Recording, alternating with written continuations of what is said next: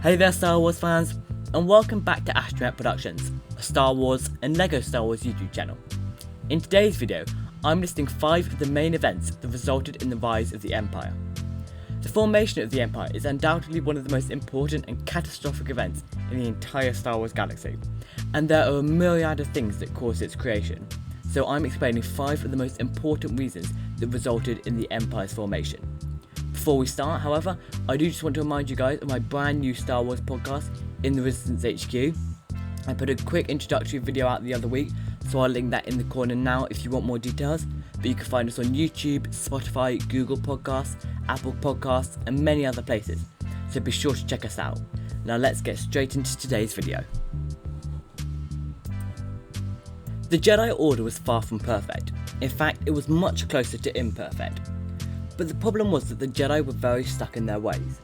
They were obsessed with tradition and upholding tradition. They were also very concerned with the Sith. To be as concerned as they were with an order that had been gone for 1,000 years was incredibly unhealthy.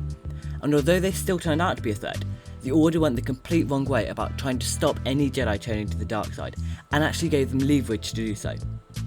One of these strict rules enforced was obviously the rule against Jedi having connections. The Jedi Code forbade them from performing any sort of emotional connections with other beings. This caused huge problems for many Jedi, most notably Anakin Skywalker. It's the basic natural thing to form emotional connections with somebody, to love somebody. However, the Jedi Order denied themselves this basic need, and as most were brought to the temple by the age of 3 at the absolute latest, they didn't have a chance to form emotional connections with anyone outside the Order, and felt the need to much less than a normal person, as it was all they were used to. Anakin didn't arrive at the temple until he was 9. By this point, he had learned how to love and had formed deep emotional connections with many people, such as his mother and, later on, Padme Amidala.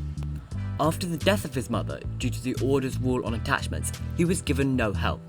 He had witnessed his mother die in his arms, but the Jedi did nothing. He received no counselling, no emotional support, and to make matters worse, he didn't even have time to grieve, as he was plunged into the centre of a galactic war only a few days later. This experience of his mother's death left scars on Anakin, scars that could have been lessened had the Jedi Order supported him, and this started his turn to the dark side. Later on, he feared losing Padme, and it was this that eventually pushed him over the edge. When he started getting dreams about Padme's death, there was no one in the Jedi Order he could confide in, as no one knew Padme was his wife, except for the Supreme Chancellor of the Republic, Sheev Palpatine, who also happened to be the Dark Lord of the Sith, Darth Sidious.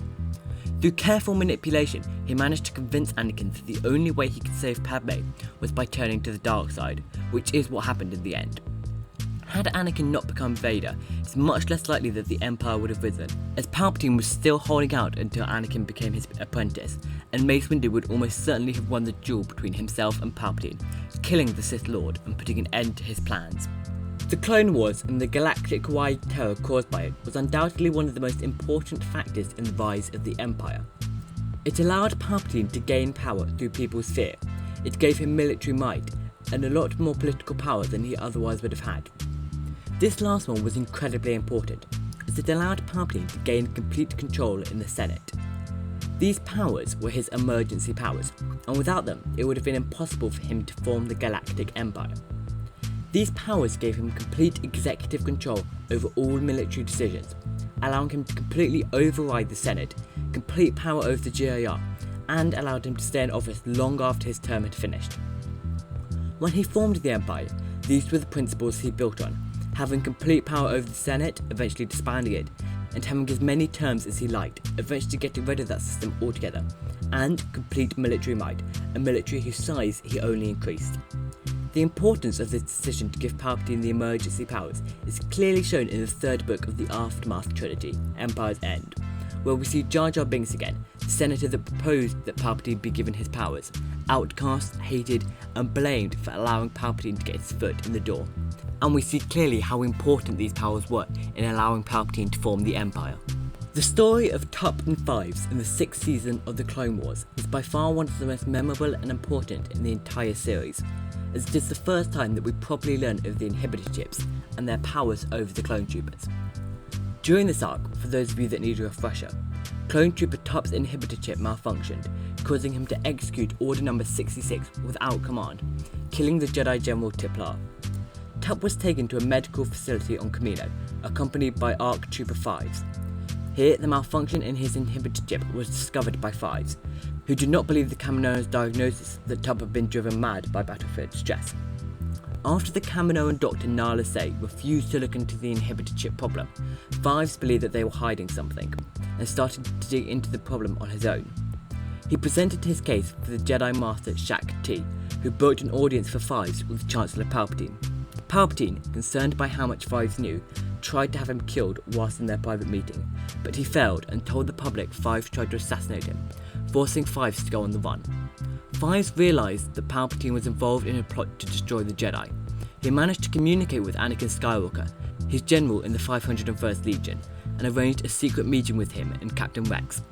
5s told Anakin what he knew, that Palpatine was plotting to destroy the Jedi. However, before he could present his evidence, he was killed by Commander Fox, who had been sent by Palpatine.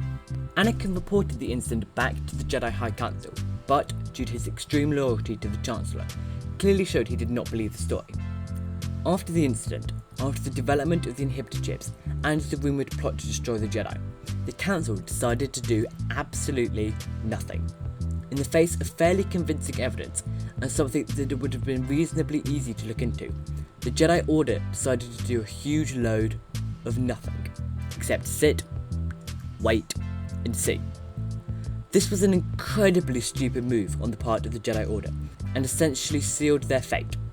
If the Jedi Order still existed, Palpatine would never have been able to take control of the galaxy and form the Galactic Empire. Had the Jedi looked into the problem of the inhibitor chips, they would surely have uncovered the truth about a year earlier, and they would have had time to prepare properly to arrest or kill the Chancellor, and he would never have had time to turn Anakin Skywalker.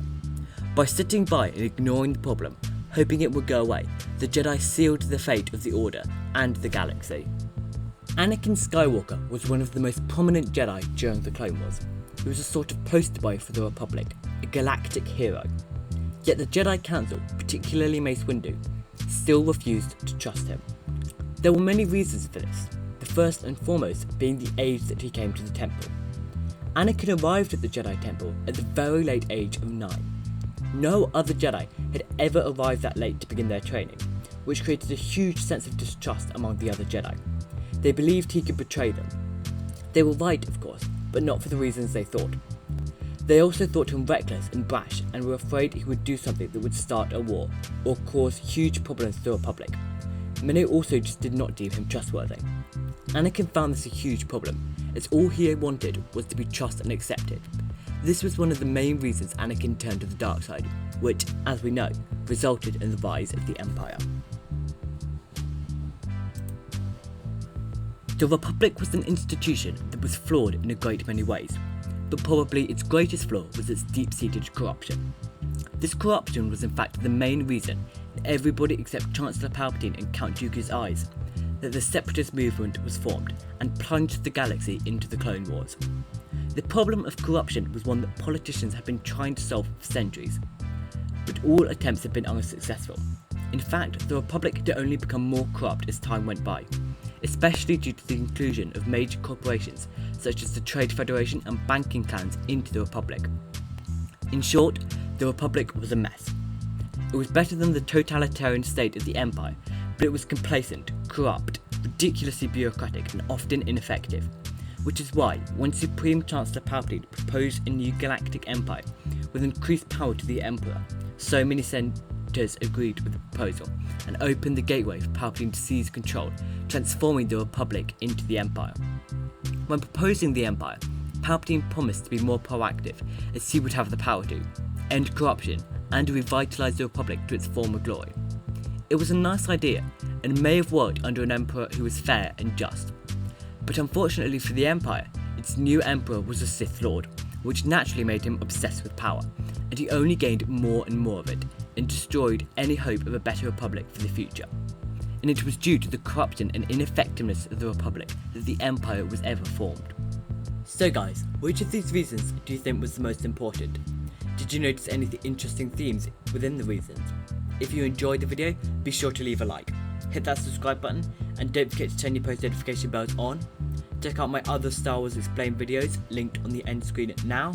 May the Force be with you, and I'll see you next time on Astromech Productions.